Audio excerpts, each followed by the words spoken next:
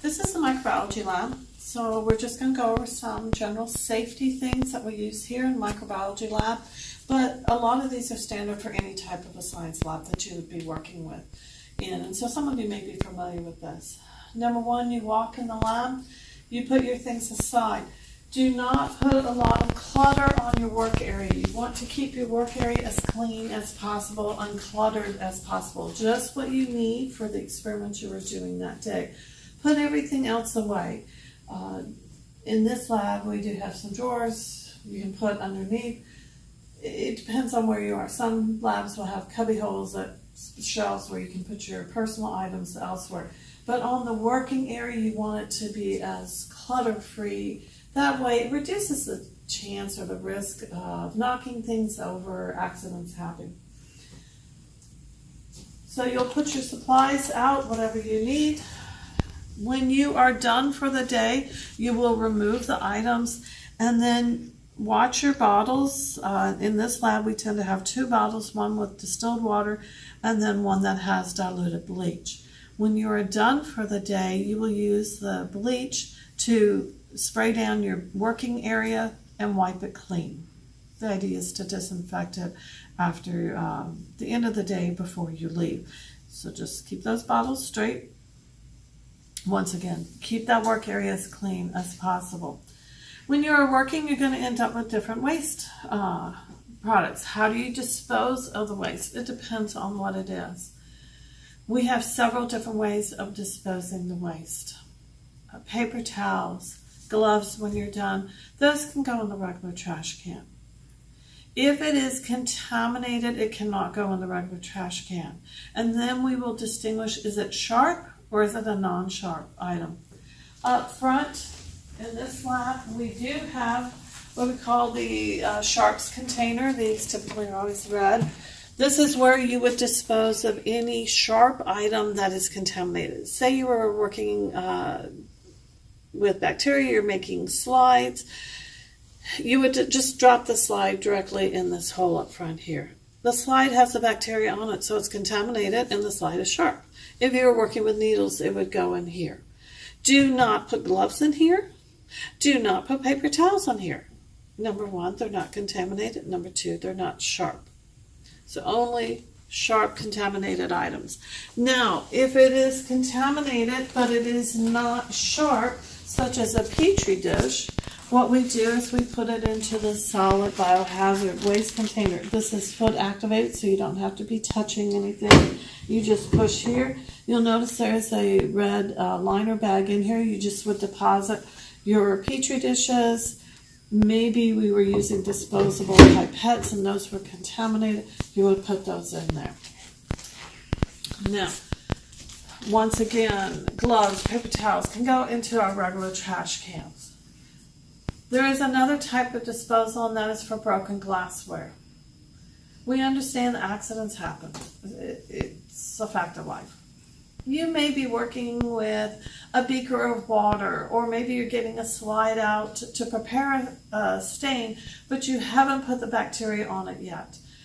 In that glass item, the slide, the beaker, whatever, it breaks. You cannot put broken glass in the regular trash can. That is a hazard to our custodial staff, and we obviously want to protect them.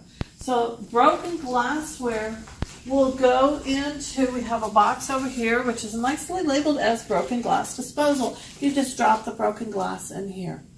If you did break something, obviously let me or your instructor know so that A, we can properly clean up and make sure that nobody, in the case of broken glassware, nobody was cut or injured in any sort of way.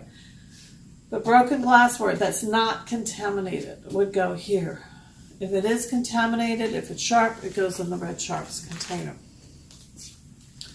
Now, while you are working, what type of PPE do you need? Personal protective equipment. You need to wear a lab coat. You need to wear gloves.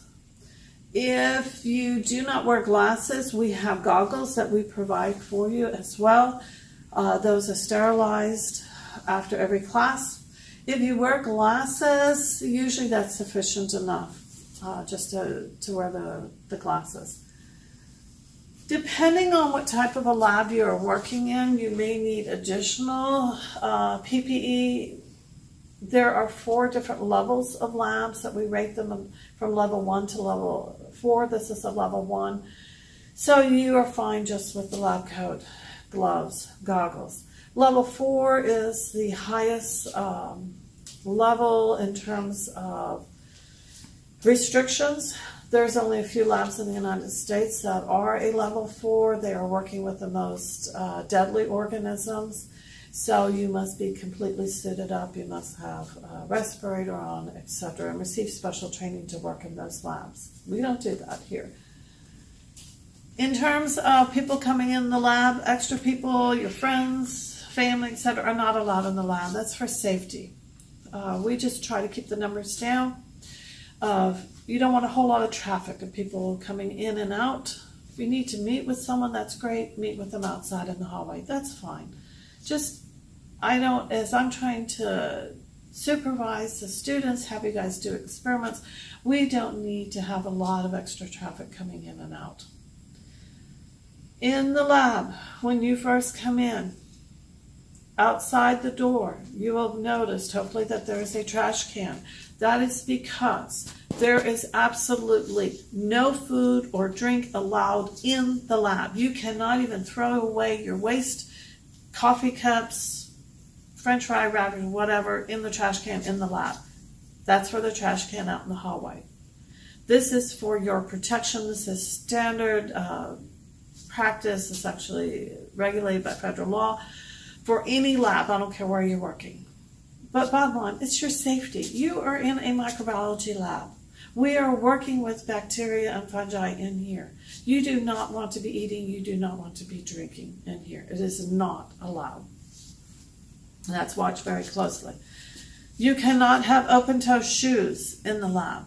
You cannot be wearing shorts. Like I say, you can wear a lab cut over. You cannot be wearing sleeveless. So you need to have at least partial sleeve.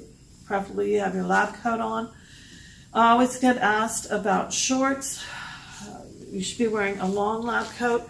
General rule of thumb, and this is established through federal guidelines, is that when you are seated, that your shorts, or ladies if you're wearing a skirt, or if you're wearing capris, or whatever the latest fashion is, when you are seated down, your knees need to be covered. So that gives you a rule of thumb as to how long it needs to be. Any accidents, they should happen, hopefully not. You need to notify me immediately so we can deal with the situation. Most accidents, if they happen, it's often due to people getting careless, not using common sense, overcrowding of supplies and stuff on their lab areas. So that's why it's so important, I stress, just keep your work area clean, only bring out what you need. Common sense. No horse playing, no running, obviously, in the lab.